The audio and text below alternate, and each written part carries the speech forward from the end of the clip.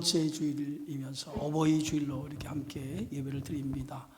우리 함께 인사 나누겠습니다. 사랑하고 축복합니다. 사랑하고 축복합니다. 물고기 중에서 가장 부송이가 많은 생물이 있는데요. 가시고기라고 하는 그런 물고기입니다. 우리 한번 그림을 한번 화면을 한번 보시죠. 이 가시고기는 바다에 살다가 봄이 되면 산란을 위해서 고향 하천으로 내려온다고 합니다. 이때 순놈이 만든 둥지에 암놈이 알을 낳고 떠나게 되어지면 그때부터 순놈은 수백 개의 알을 부활하기까지 약 보름 동안 밤낮으로 알을 지키며 주둥이로 알에 묻은 불순물을 떼어주고 지느러미를 통해서 쉬지 않고 흔들어대면서 산소를 알에게 공급해 준다고 합니다. 새끼들이 알에서 나올 때쯤 되면 몸빛이 누렇게 변해서 주둥이는 다 헐고 온 몸은 만신창이가 된 채 죽어간다고 그래요. 그런데 놀라운 것은 그 순놈이 알에서 막 부화되어 나오는 새끼들에게 자기 몸을 먹이로 주어서 새끼들이 그것을 먹고 자라다가 큰 바다로 나간다고 합니다. 이처럼 가시고기는 마지막까지 새끼를 위해 자기를 희생하는 그런 생물로 잘 알려져 있어요. 어찌 보면 이 땅에 태어나 우리를 위해서 모든 것을 쏟아부으신 부모님의 은혜와 같다라고 볼 수 있을 것 같습니다. 탈무드에 보면 사람에게는 세 시기가 있다고 그러죠.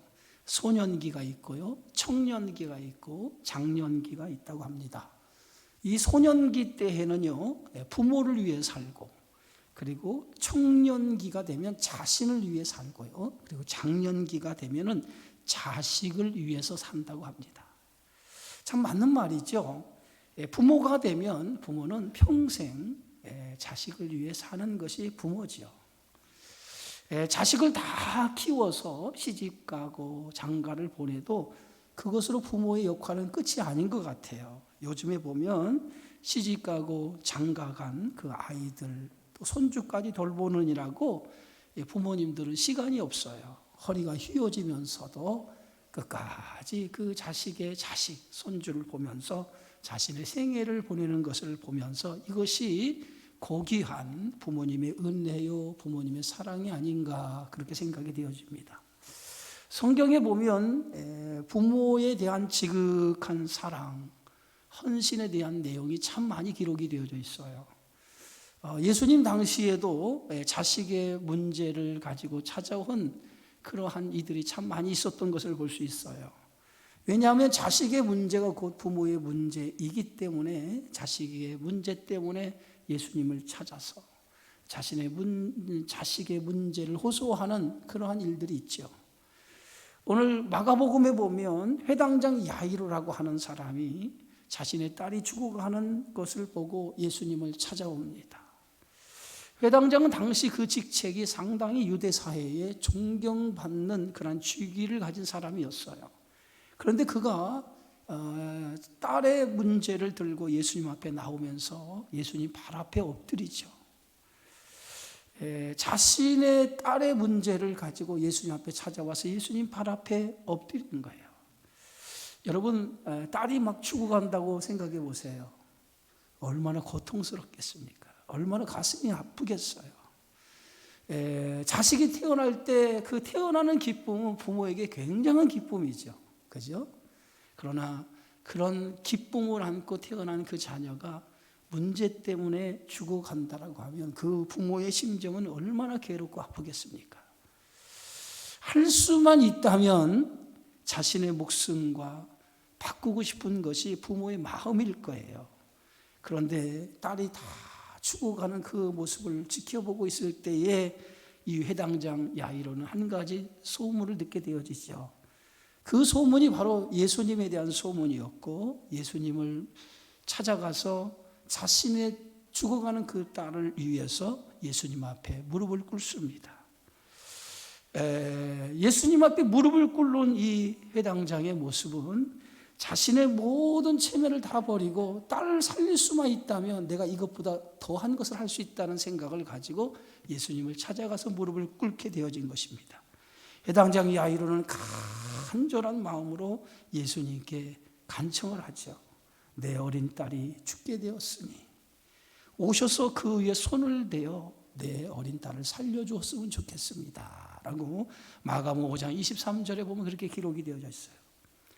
아버지의 간절한 호소에 예수님의 마음이 움직이죠. 그래서 해당장 야이로의 청을 예수님이 받아들여서 이제 야이로의 집을 향해 가게 되어집니다. 해당장 야이로의 집을 향하여 가는 도중에 갑자기 어떤 사건이 하나 일어나서 가는 그 길에 지체가 일어나죠. 12해를 혈중으로 고생하던 여인이 예수님과 신체적인 접촉이 일어난 일이 발생이 됩니다.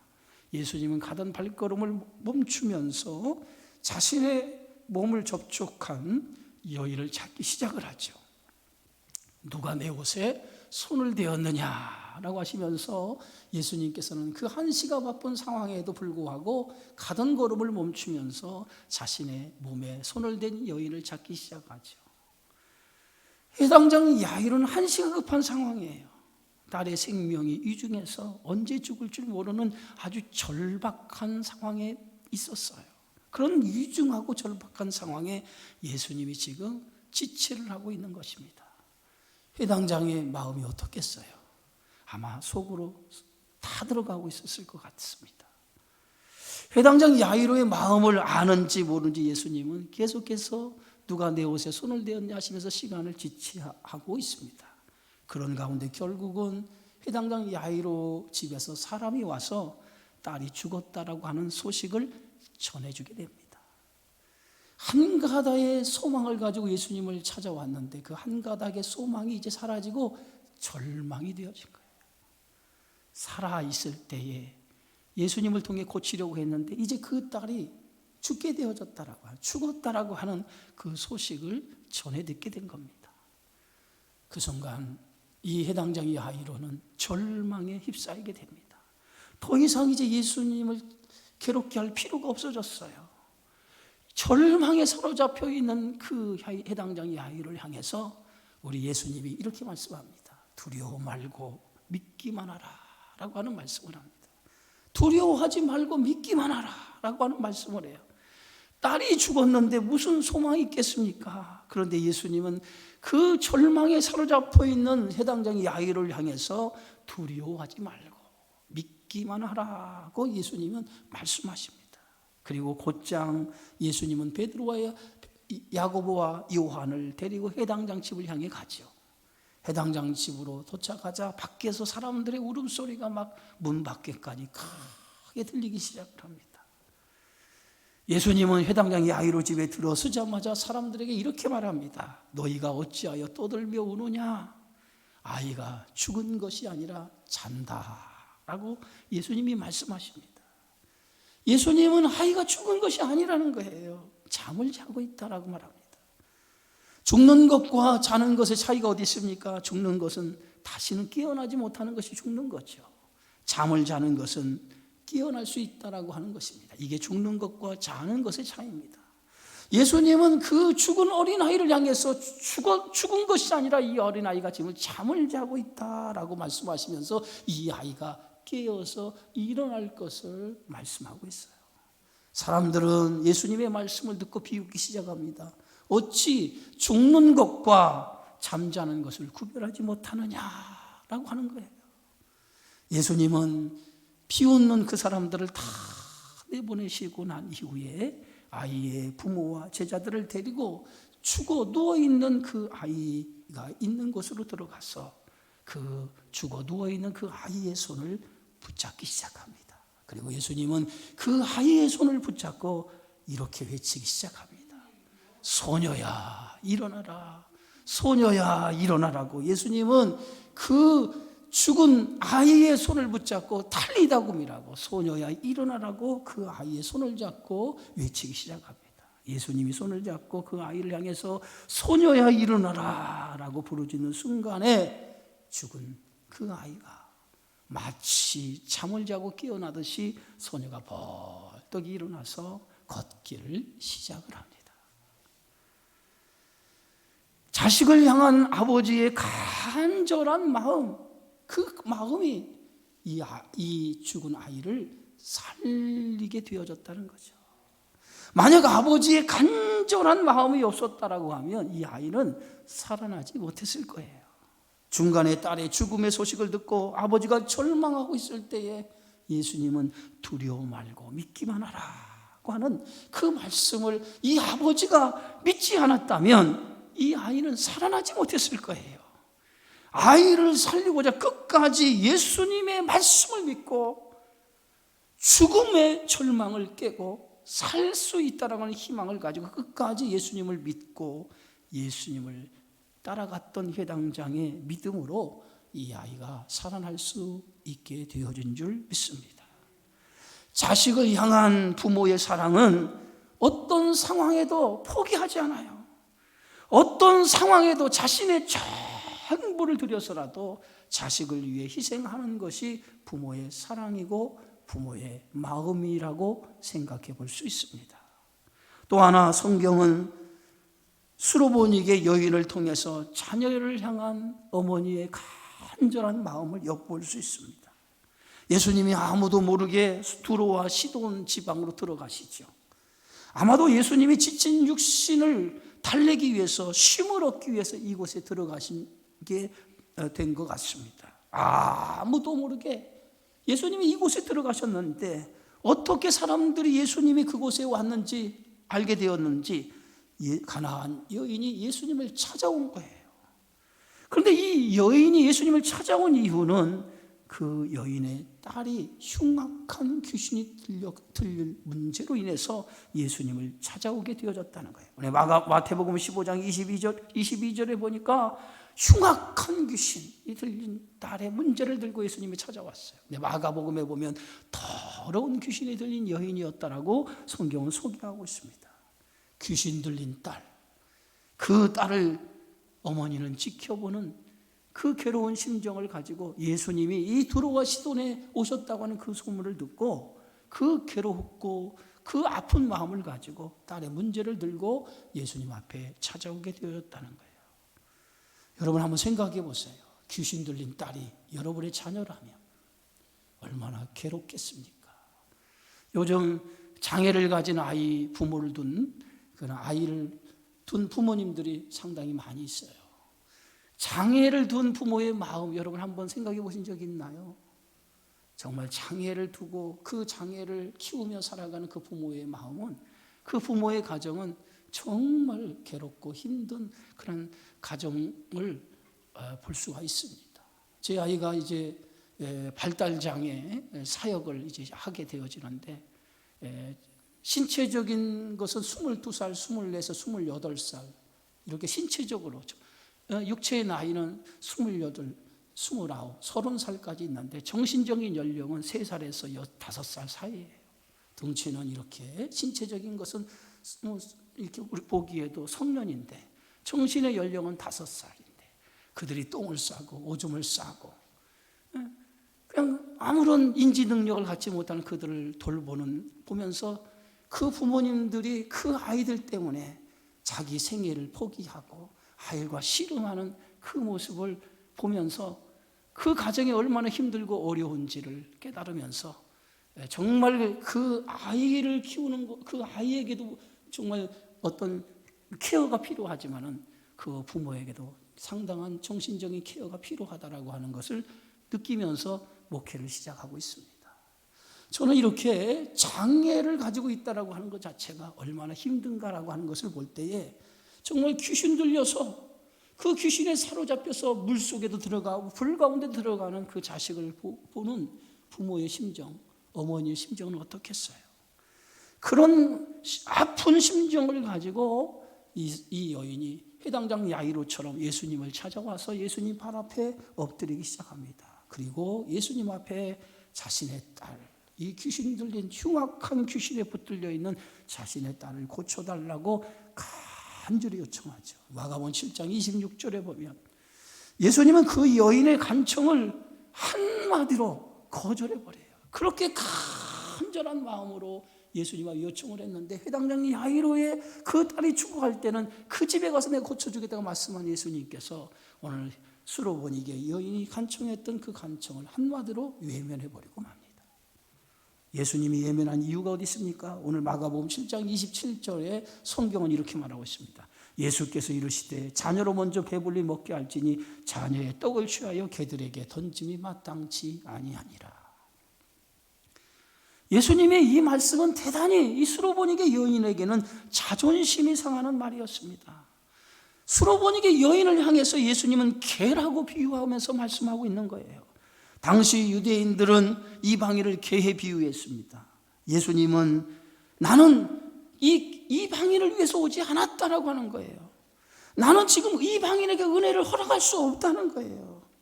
수로보니게 여인은 상당한 귀족 출신의 여인이었어요. 그런데 예수님으로부터 아주 모욕적인, 나는 이방인에게 은혜를 베풀 수 없다라고 하는 모욕적인 말을 그는 듣게 된 것입니다. 이 정도로 모욕적이고 수치스러운 소리를 들었다면 자존심이 상해 더 이상 예수님 앞에 애고를 하고 예수님 앞에 간청하지 않았을 거예요. 포기하고 돌아가고 말았을 거예요. 그런데 이 수로보니게 여인은 포기하지 않습니다. 이런 자존심 상하고 수치스러운 그런 말을, 개라고 하는 그 표현의 말까지 예수님 앞에 들었음에도 이 여인은 포기하지 않습니다. 이 여인에게 포기하지 않은 이유가 어디 있습니까? 자신의 귀신 들린 딸을 고치는 일이라면 어떤 수모를 당하고 어떤 모욕을 당하고 괜찮다는 거예요. 이게 부모의 마음이라는 거예요. 자식의 문제라면 한없이 약해지는 것이 부모의 사랑이고 부모의 마음입니다. 세상에서 자녀에게 강한 부모가 어디 있겠습니까? 수로보니게 여인도 자식의 문제 앞에서 자신의 모든 것을 다 내려놓습니다. 수치도 체면도 모욕도 다 참고 예수님께 이렇게 대답을 합니다. 오늘 마가복음 7장 28절에 주여 올소이다마는 상 아래의 개들도 아이들이 먹던 부스러기를 먹지 않습니까? 수로보니게 여인은 예수님의 말씀 앞에 이렇게 맞습니다. 나는 개가 맞습니다. 그러나 개들도 주인의 상에서 떨어지는 부스러기를 먹지 않습니까? 이 수로보니게 여인은 개들도 주인의 상에서 떨어지는 부스러기를 먹는 것처럼 저에게도, 우리 딸에게도 부스러기, 주인이 먹고 남는 이 부스러기 같은 그런 은혜라도 허락해 주시면 고맙겠습니다 라고 마지막 예수님 앞에 부스러기 은혜라도 달라고 예수님 앞에 간청을 했던 것을 보게 되어집니다. 과연 자식의 문제가 아니었다면 이렇게까지 할 수 있을 수 있을까? 자식의 문제가 아니었다면 이렇게까지 할 수 있었을까? 자식의 문제니까 자신의 모든 것을 다 내려놓고 이렇게까지 할 수 있었다라고 생각이 듭니다. 이것이 우리를 기르고 우리를 여기까지 키워주신 부모님의 사랑 아니겠어요? 부모는 자식의 문제 앞에 한없이 작아지는 것이 부모라고 생각합니다. 예수님은 수로보니게 여인의 간절함을 보았어요. 자식을 위해서 자신의 수치와 모욕적인 말을 들음에도 불구하고 딸을 위해서 자신의 전부를 내려놓는 그 모습을 보았습니다. 예수님은 수로보니게 그 모습을 보고 이렇게 말씀하죠. 마가복음 7장 29절에 돌아가라. 귀신이 내 딸에서 나갔느니라. 수로보니게 여인의 간절한 자식을 사랑하는 부모의 그 사랑이 그 딸을 고치게 되었습니다. 세상에 자식을 사랑하지 않는 부모가 어디 있겠습니까? 모든 부모는 자식을 사랑하죠. 여러분, 내가 부모를 사랑하는 사랑이 크다고 생각하십니까? 아니면 부모가 나를 사랑하는 사랑이 크다고 생각하십니까? 우리가 부모를 사랑한다고 하지만은 부모가 나를 사랑하는 그 사랑과 비교할 수 있겠습니까? 저는 비교할 수 없다고 생각합니다. 내가 부모를 사랑하는 그 사랑의 크기보다는 부모가 나를 사랑하는 사랑의 크기가 훨씬 더 크다고 저는 생각합니다. 하나님의 사랑도 마찬가지입니다.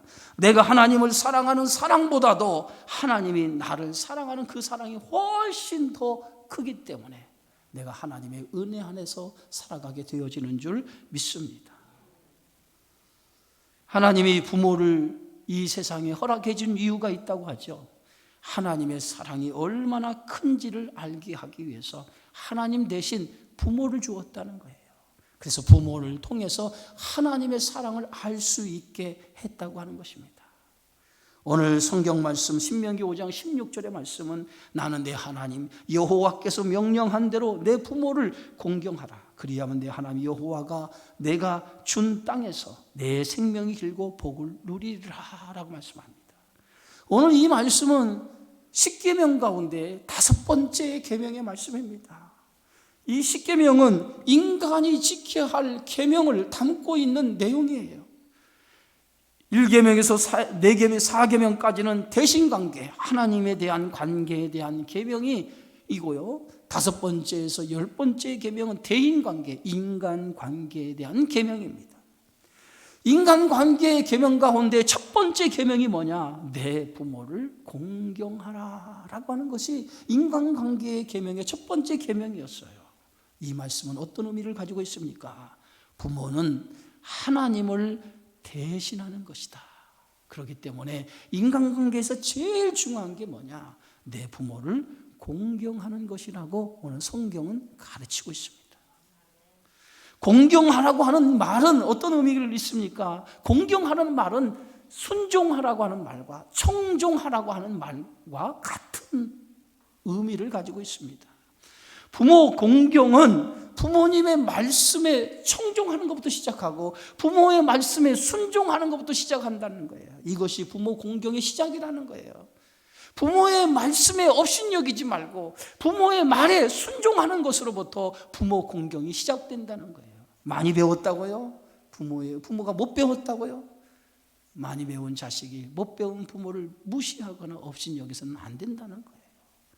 부모를 말에 청종하고 부모의 말에 귀를 기울이고 부모에게 순종하는 것이 자식된 도리라는 거예요. 아무리 많이 배웠어도 부모 앞에서는 나는 자식인 거예요. 자녀된 입장에서 부모의 말에 청종하는 것이 바로 부모 공경의 첫 번째라고 성경은 가르치고 있습니다. 탈무드에 보면 부모가 다른 사람과 논쟁을 할 때 자식은 무조건 옳고 그름을 떠나서 무조건 부모 편을 들어줘라. 그것이 자식된 도리라고 가르치고 있습니다. 오늘 부모의 말에 무조건 순종하는 것이 자식의 도리라는 거예요. 에베소서 6장에 보면 이것이 옳으니라 그랬어요. 내 부모를 주 안에서 공경하라. 이것이 옳으니라 그랬습니다. 옳다라고 하는 말이 뭡니까? 마땅한 일이라는 거예요. 인간에게 마땅히 행할 도리라는 거예요. 그것이 부모를 공경하는 일이라는 거예요. 마땅히 행할 도리인데도 불구하고 오늘날 우리는 부모의 공경에 대해서 아주 우리는 잘못된 일들이 너무 많은 것을 볼 수 있어요. 공경이라고 하는 말은 헬라어로 티마라고 하는 뜻을 가지고 있습니다. 티마라고 하는 것은 높이 존경하고 사랑하라는 거예요. 부모를 높이 존경하고 사랑하라는 거예요. 그것이 자식이 부모를 공경하는 모습이라는 거예요. 부모에게 순종하는 것은 부모를 기쁘게 하는 일이지만 부모를 공경하는 것은 그 이상의 뜻을 가지고 있어요. 높이 존경하고 높이 사랑하는 것, 그것이 자녀된 도리라는 거예요. 부모를 공경한다라고 하는 것은 효의 가르침이 아닙니다. 단순히 부모를 공경하는 것은 효 때문에 공경하는 것이 아니라 부모를 공경하라고 하는 것은 성경의 가르침이에요. 하나님의 말씀의 가르침이에요. 그래서 우리가 하나님의 말씀을 믿고 산다면 부모를 공경하는 것은 당연히 신앙의 행위고 성경의 가르침입니다. 성경의 가르침에 순종하는 것이 신앙 아니겠어요? 그렇다면 내 부모를 공경하는 것, 성경의 가르침, 하나님의 뜻임을 깨닫고 그 말씀에 순종해야 될 줄 믿습니다. 그래서 부모를 공경한다라고 하는 말은 히브리 말로 부모를 무겁게 대하라는 거예요. 무겁게 대하라. 무겁게 대하라는 거 뭡니까? 부모를 존중해라는 거예요. 존중하라는 거예요. 부모를. 부모를 존중해야 될 줄 믿습니다. 내 부모를 존중해야 돼요. 그것이 자식된 도리의 모습입니다. 부모에게 함부로 대하는 사람들 너무 많죠. 부모를 존중하시기 바랍니다. 그게 자녀된 도리입니다.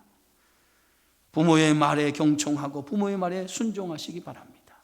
그러면은 부모에게 순종하고 부모에게 공경하는 자에게 주시는 복이 어디 있습니까? 오늘 신명기 5장에는 이렇게 말하고 있습니다. 내가 잘되고 땅에서 장수하리라.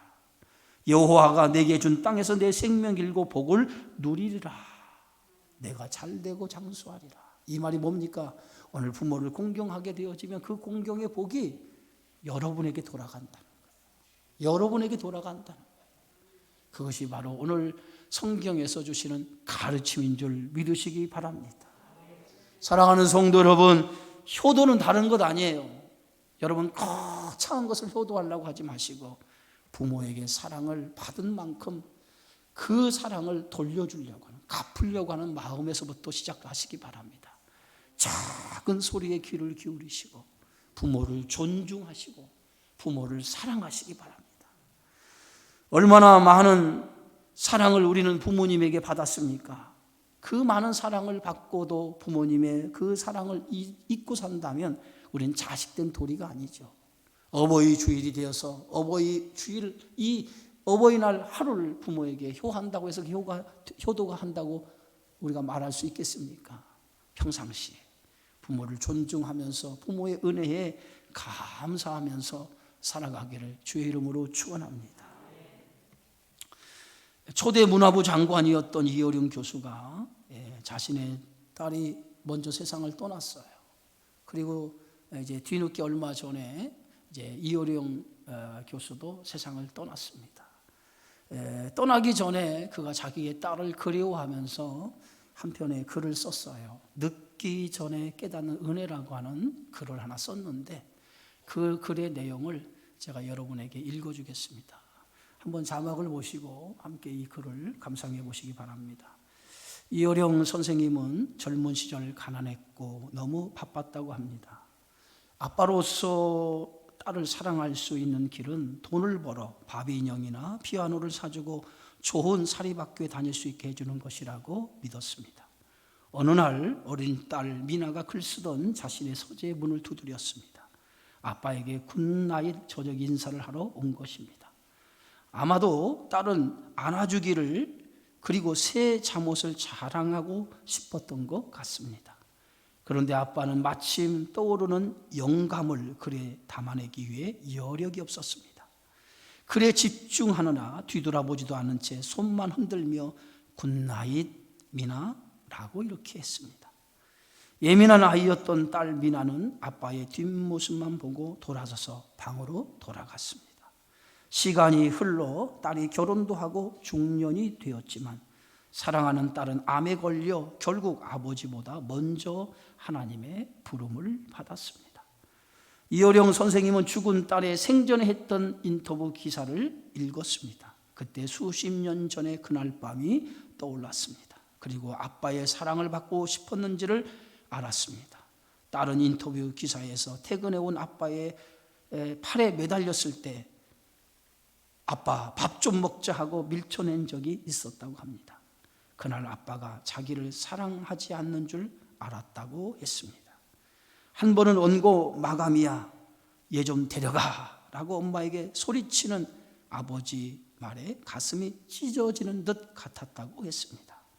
그러면서도 그 인터뷰에서 아빠가 사랑을 표현하는 방식이 달랐을 뿐이라고 아빠를 두둔해 줍니다. 그러나 그는 고백합니다. 자신의 사랑 자체가 부족했고 믿음이 부족했다고, 자기가 지금 일하지 않으면 제대로 사랑하지 못할 거야 하는 불안한 마음에 돌아볼 수 없었노라고. 그가 잘못을 깨닫고 늦었지만 이미 천국에 간 딸에게 편지를 쓰며 단 30초만 달라고 간구합니다. 이렇게 썼습니다. 나에게 만일 30초의 그 시간이 주어진다면 딱 한 번만이라도 좋으니 낡은 비디오 테이프를 되감듯이 그때로 돌아가자. 나는 그때처럼 글을 쓸 것이고 너는 엄마가 사준 네이스 달린 하얀 잠옷을 입거라. 그리고 아주 힘차게 서재문을 열고 아빠 굿나잇 하고 외치는 거다. 약속한다. 이번에는 머뭇거리며 서 있지 않아도 돼. 나는 글 쓰던 펜을 내려놓고 읽다만 책장을 덮고 두 팔을 활짝 편다. 굿나잇 미나야 잘 자라 내 사랑하는 딸. 그런데 어찌하면 좋으니 내가 눈을 떠도 너는 없으니 너와 함께 맞이할 아침이 없으니 그러나 기도한다. 우편번호 없이 붙이는 이 편지가 너에게 전해질 것을 믿는다. 그래서 묵은 편지함 속에 쌓여있던 낱말들이 천사의 날개짓을 하고 일제히 하늘로 날아오르는 꿈을 꿀 것이다. 갑자기 끊겼던 마지막 대화가 이어지면서 찬송가처럼 울려오는구나. 굿나잇 미나야 잘 자라 미나야 보고 싶다 내 딸아. 딸에게 보내는 굿나잇 키스, 이효령 씨가 지은 마지막 고인의 작품입니다. 자식을 향한 아버지의 마음이죠. 이게 부모의 마음입니다. 어찌 보면 부모의 마음이 오늘 여러분을 사랑하는 마음 변함이 없는 줄 믿습니다. 살아계실 때 부모님 잘 돌보시기 바랍니다. 그것이 우리들이 이 땅에 행하는 효도라고 생각합니다. 기도하겠습니다. 주의 은혜 고맙습니다.